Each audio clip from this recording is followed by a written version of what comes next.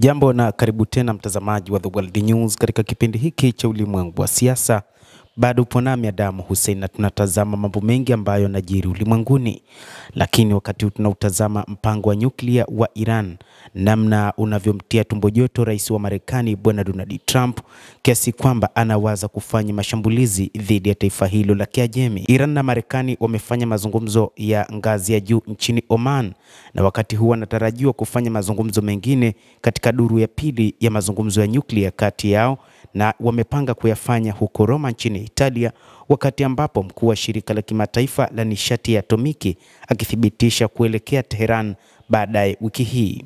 Shirika la habari la Italia ANSA limeripoti siku ya Jumatatu kuwa waziri wa mambo ya nje wa Italia Antonio Tajani amesema wamepokea ombi kutoka kwa pande husika na kutoka Oman ambayo ni mpatanishi, na wao wametoa jibu zuri.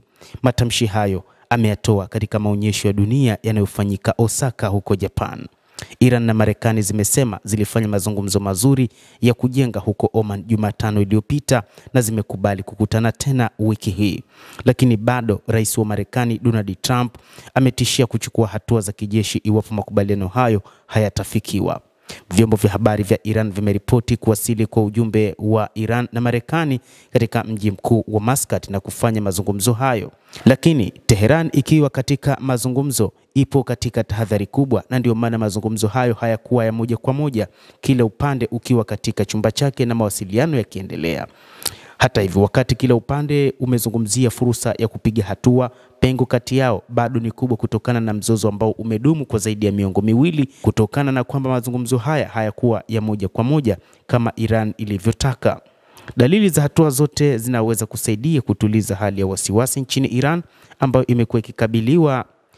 imekuwa ikikabiliana na changamoto kadhaa kama vile vita vya Gaza, uhasama kati ya Israel na Hezbollah nchini Lebanon, kushambuliana kwa makombora kati ya Iran na Israel, mashambulizi ya Wahouthi dhidi ya meli katika bahari ya Sham, na kuanguka kwa utawala wa Bashar al-Assad nchini Syria.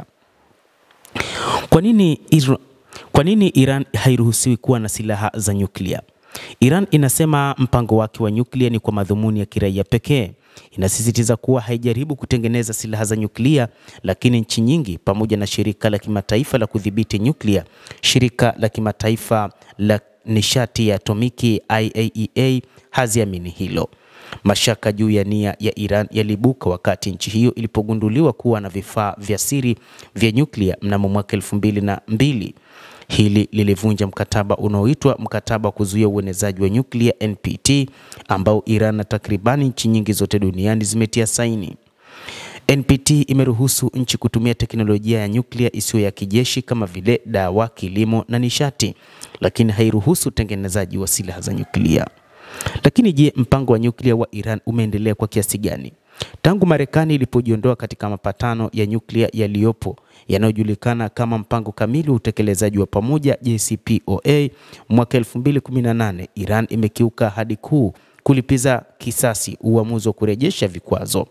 Imeweka maelfu ya vinu vya kisasa ili kurutubisha madini ya urani, jambo ambalo lilipigwa marufuku na JCPOA. Silaha za nyuklia zinahitaji madini ya urani ambayo yamerutubishwa hadi 90%.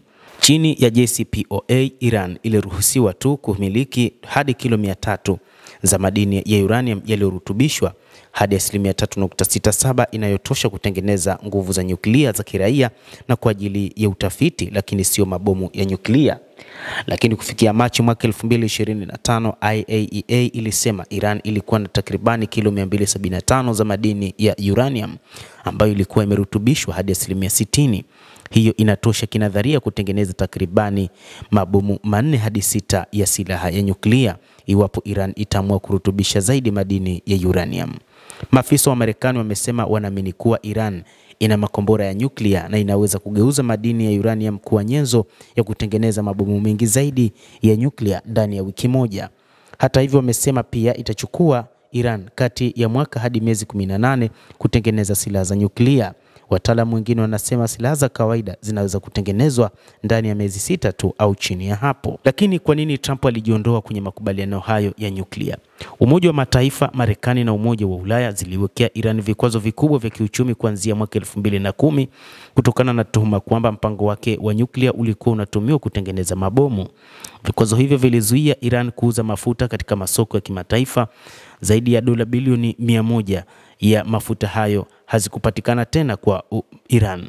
Uchumi wake ulidorora na thamani ya sarafu ilianza kushuka. Mwaka 2015 Iran na mataifa 6 yenye nguvu duniani, Marekani, China, Ufaransa na Urusi, Ujerumani na Uingereza, walikubaliana mpango wa JCPOA baada ya miaka mingi ya mazungumzo.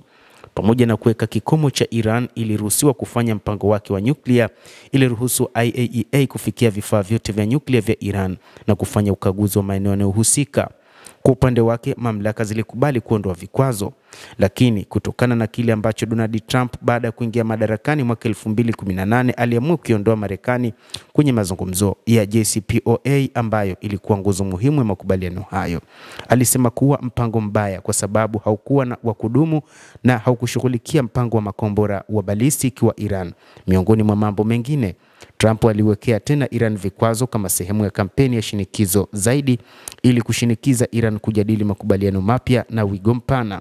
Uamuzi wa Trump ulishawishiwa na washirika wa kikanda wa Marekani ambao walikuwa wakipinga mpango huo, haswa Israel. Lakini Marekani na Israel wanataka nini sasa? Tangazo la Trump kuhusu mazungumzo na Iran lilionekana kuishangaza Israel. Kwa muda mrefu alisema atafanya makubaliano bora kuliko yale ya JCPOA, ingawa hadi sasa Iran haihitaji mazungumzo ya moja kwa moja. Trump ameonya hapo awali kwamba iwapo Iran haitafanya makubaliano mapya kutakuwa na mashambulizi ya mabomu. Hofu ya Donald Trump ni kwamba ikiwa Iran itakuwa na makombora ya nyuklia, basi huenda ikaiadhibu vibaya Israel, na hii ndio hofu kubwa walionayo Marekani. Kadhalika, Marekani ilikataa kuwepo kwa Iran makombora ya masafa marefu, ikiamini pia kwamba huenda ikaiadhibu vibaya Israel, na mfano mzuri ilichukuliwa katika mwaka 2024 mnamo Oktoba 10 baada ya kufanya shambulizi zito huko katika baadhi ya maeneo ikiwa ni pamoja na Negev nchini Israel. Alisema rais wa Marekani, tunaingia ndani, tunalipua vifaa na kuharibu vifaa vyote chini ya usimamizi wa utekelezaji wa Marekani. Uwepo wa silaha hatari nchini Iran unaweza kusababisha majanga ndani ya Israel. Hatuwezi kuiacha Israel, lazima tuilinde. Na hii ndio hofu ya Israel, na hii ndio hofu ya Marekani juu ya Iran. Lakini je, Marekani na Israel zitaweza kushambulia Iran? Marekani na Israel zina uwezo wa kijeshi kulipua miundombinu ya nyuklia ya Iran, lakini operation kama hiyo itakuwa ngumu na ya hatari, na matokeo yake hayana uhakika. Maeneo muhimu ya nyuklia yako chini ya ardhi, ikimaanisha kuwa ni mabomu yenye nguvu zaidi ya kulipua yanayoweza kuyafikia. Wakati Marekani inamiliki mabomu hayo, Israel haijulikani kama iko inayo au la. Lakini kushindwa kufanikiwa kwa mazungumzo hayo kutazidisha hofu na vita vikubwa katika eneo ambalo linauza nje asilimia kubwa ya mafuta, na hii itasababisha hali kuwa ngumu katika ulimwengu. Kiongozi mkuu Ayatollah Al-Khamenei, ambaye ndiye mwenye usemi wa mwisho kuhusu masuala muhimu ya kiserikali kwa masuala tata kwa mamlaka ya Iran, amempa Araghchi mamlaka kamili katika mazungumzo hayo. Pia muda wa mazungumzo hayo ambayo yatahusu suala la nyuklia, wakati huu ambapo wanasema kuna namna yanaenda vizuri, lakini pia wakati watakapokuwa wanakutana huko Roma nchini Italy, ni kwamba maafisa wa Marekani pamoja na wale wa Iran wataamua sasa ni nini ambacho watakiamua juu ya silaha za nyuklia za Iran. Lakini Ayatollah Al-Khamenei aliweka wazi kwamba kamwe hataweza kukubali kuondoa mifumo yao ya nyuklia, lakini pia kuharibu mifumo hiyo, kuharibu miundombinu ya nyuklia pamoja na silaha nzito walizozitengeneza wakiamini ndiyo ngao yao. Mtazamaji, endelea kuwa nasi na usisahau kulike, kucomment na kusubscribe channel yetu hii. Naitwa Adam Hussein.